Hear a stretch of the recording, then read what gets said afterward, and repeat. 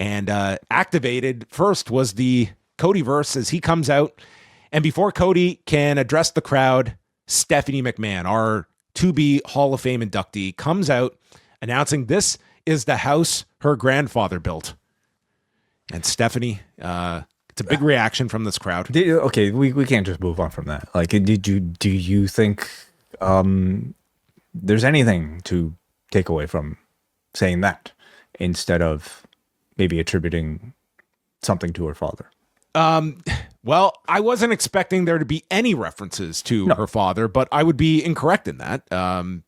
By the end of this segment. Do you consider this to be a continued, perhaps like recoloring of their own history to attribute maybe the foundation of this company more on, Vince Sr. and not Jr.?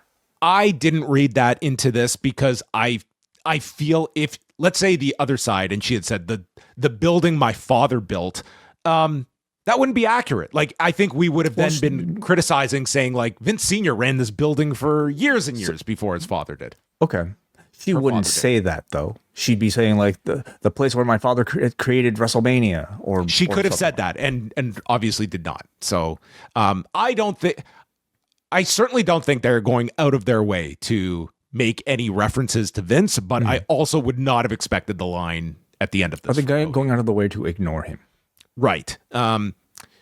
Yeah, I think that there is I certainly feel they're at a point right now, like when we saw the Cena retirement and they used Vince, and that was largely like, that was not a scene that was rejected by people, or, and WWE could have gotten away without using that on the Cena retirement, and they chose to. I don't think they view Vince as completely just totally radioactive, but I don't think they're going to make any inferences to him unless absolutely necessary. Well, they did in this segment. Well, I mean, it's one where, it's not later on. You're right. So let's go through this. She states that herself, Randy, and Cody are all multi-generational talents. And Cody, you have stayed true to your values all of this time, but you cannot beat this version of Randy Orton without thinking the way that Randy does. Dusty understood that better than anyone. But Cody, you are not your father. And the crowd starts chanting, Randy. And Cody knows everything about Randy Orton. He lists off all of his history, saying, Randy did things that are so vile, we can't even air them today. And some of it was to you, which I think is still their most watched YouTube video of all time, when Randy Orton kisses Stephanie McMahon's unconscious body. And then Cody describes becoming Randy's babysitter on the road, having to turn the volume down to make sure he was still breathing as he drooled over himself. A huge endorsement of the wellness policy at the time. Did they have one for much of when he was... Cody was absolutely all wellness policy era by the time he was called up, as he's basically describing the fear of this guy ODing with him on the road. Mm-hmm. He says, I am not the student and I'm not afraid of Randy. He says, I'm not my father, and Stephanie, you're not yours either. And Stephanie's response was to slap Cody. I don't know how much of an insult this would have been in 2026 to say, you are not Vince McMahon. Yes. Now I like Stephanie's words after this seem to indicate maybe the slap was to, like, you could say maybe just to wake Cody up so that he finally listened to her.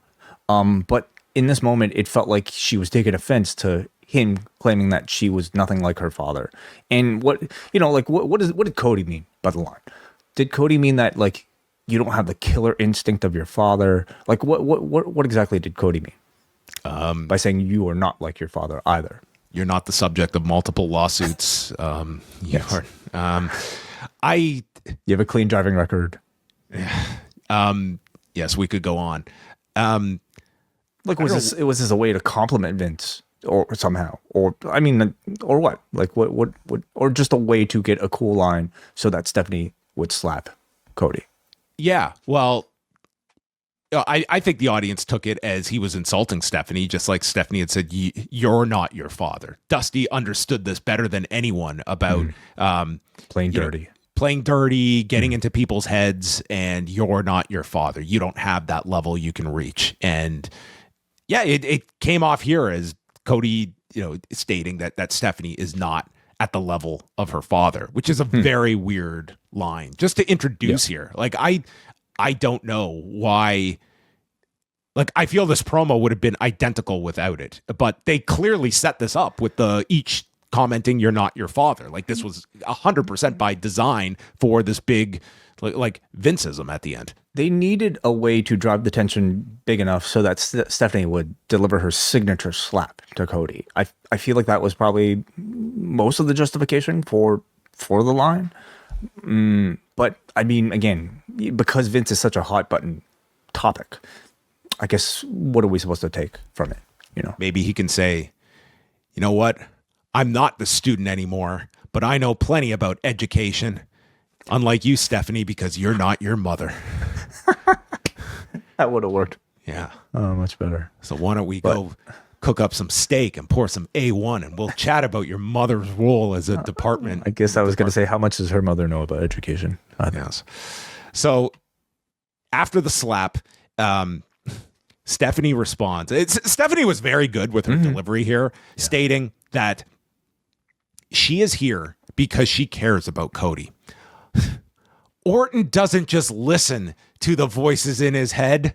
He beckons them and loves what they're telling him. And he's listening to someone else as well, which is the reference to the phone calls that he is receiving. So Cody. So hold on. So you are of the belief that Stephanie is that person. I think it's an option that's introduced now, that this is Stephanie is working with Randy. I think it's at least a plausible option here that you have. And of the available people you have, I mean, how many people do you have that you can reveal that are going to be of some substance? Because I am not banking on it being Dwayne Johnson coming back for some Randy Orton mentorship. Stephanie would be on that list. Is Stephanie mentoring Randy Orton better or as good even? You could certainly make the story of one of Randy's biggest rivals, and he's getting the advice from Paul Levesque's wife. And there's a bigger story that you could do there if you're looking at ever bringing Stephanie into a role within the company, which it certainly seems that it's at least a possibility at some point. Like, I don't think this is the last we're going to see of Stephanie. It seems like this was to introduce her just for some type of role. Yeah, I guess so. I think it would be an interesting way to see the story unfold. I just wonder if it would be disappointing for some people, and I also wonder if doing the reveal this way, getting people talking about it, would take the bite out of the actual reveal if she is supposed to be the person. Well, Cody grabs her by the arm and then says, "Stephanie, I've got 2 words for you. Thank you." And with that, Cody leaves, and Stephanie has this diabolical smirk on her face as Cody exits. Okay, so you're really thinking Stephanie is the person. I'm just saying, that was very clear here. This look on her face, like she had accomplished something. So interesting. I certainly took that as the seed being planted here of something with Stephanie. And I'm not saying that with any idea of where this payoff is with the phone call and where this all goes, but I think the idea of Stephanie being further involved is certainly possible. Now, would Stephanie? Let's play this out. What would Stephanie's motivation be? Why would she have any incentive to want to see either person win? Why would she care to have Orton win? I think it even needs to be. Listen, I thought it was a great segment. I personally really enjoyed it. I thought Stephanie, her appearing in an in-storyline segment felt significant because I feel like it had been so long. I thought she performed her lines well. I think. Because she's a career heel, her being the one to tell Cody, you need to step it up, you need to play dirtier, I think works, because she's an expert at it. But I do think the motivation for why she cares about Cody, doing well was kind of missing a little bit. And it'd be missing from either end, which of course they could find a reason for. I guess it's a little bit vague at the moment. Yeah, I mean, you could get around it in many different ways. Like this is, you establish this connection with Randy, and it's just simply like this throws Cody off of his game. Like we're basically kind of redoing this match from last year with Cena, where it was like, is Cody going to go to this darker place against John Cena? That's kind of the same thing here that they're playing with Cody, of like this inevitable turn that they keep introducing with Cody. Yeah, it's Cody. Are you going to give me your soul, but in a different way?